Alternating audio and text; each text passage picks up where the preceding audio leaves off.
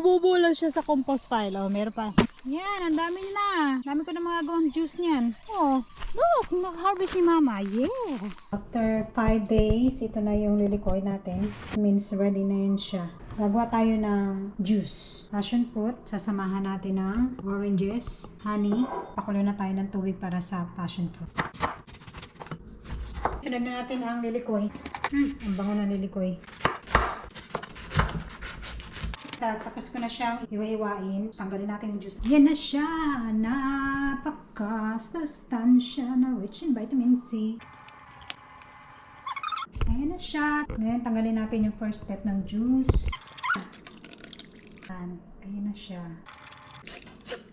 The first part, natanggal na natin ito. Ayan na siya. Pwede na yan. Ngayon, ang second part, dadalhin natin itong seed sa mainit na tubig. Ayan. Lagay na natin sa mainit na tubig lahat.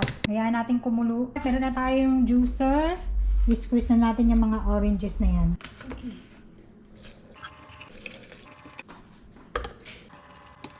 Nakaka-amaze siya, no? Kala mo orange, yung pala grapefruit. Mas matamis siya sa orange. Last one. Okay, yan na siya ang last part. Ayan, tapos na ako mag-squeeze ng juice ng orange. Tapos ito ang lilikoy. Mimix lang natin. Yan na. Oh my God, ang tamis. Tapos i-chill muna natin to sa refrigerator habang hinihintay natin ang passion fruit. Kumulo na siya. Okay guys, kung nakikita ninyo, tapos ko na siyang pakuluan. At tinigyan ko na rin siya ng honey. Malamig na po siya. Ngayon naman, transfer natin siya sa pitchin. Oh my God, ang dami. Ihahalo ko pa yung orange at saka lilikoy. Ayan siya guys. Kung titignan nyo, ganyan.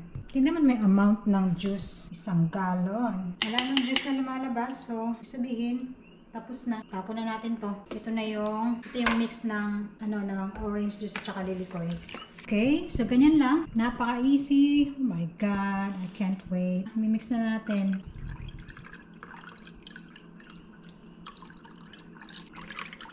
Wow! Tapos, tikman. Tama-tama ang lasa. Lasang lilikoy orange juice. So ngayon, i-chill natin siya. At bukas, isi-serve natin siya with ice. So nag-enjoy kayo sa aking video. Thumbs up, like, and share. Salamat sa panonood.